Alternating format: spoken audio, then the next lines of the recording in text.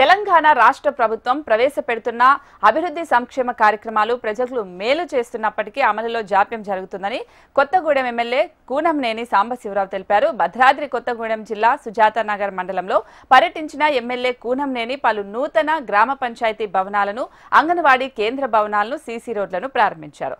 రైతు రుణమాఫీ సమస్య పరిష్కారానికి చర్యలు తీసుకోవాలని సూచించారు.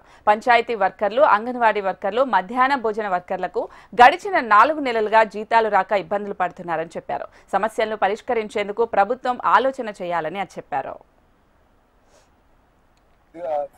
ఫెయిల్ అవటం అంటే అప్పటికే కొన్ని దాదాపు 20,000 కోట్ల రూపాయలు ఎట్ ఏ టైం బాగానే ఇచ్చారు.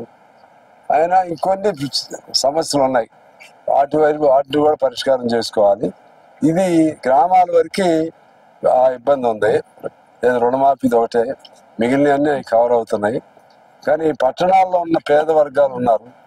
వాళ్ళు ముఖ్యంగా పంచాయతీ వర్కర్స్, అలాగే అంగన్వాడీ, ఇంకా మధ్యాహ్న భోజనం, ఇటువంటి వాళ్ళు చాలా మంది ఉన్నారు. వాళ్ళకి 3-4 నెలలు జీతాలు కూడా రావట్లేదు.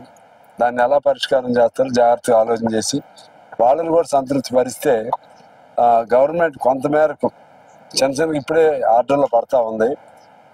వాస్తవంగా ఏంటంటే పాత అప్పులు, పాత దీనిలోంచి బయటపడటం అంటే అంత ఈజీ అయితే కాదు. కానీ ఈజీ కాకపోయినా సరే 1.5 సంవత్సరం అయింది కాబట్టి ప్రజలు డెఫినెట్గా ప్రశ్నిస్తారు. అందువలన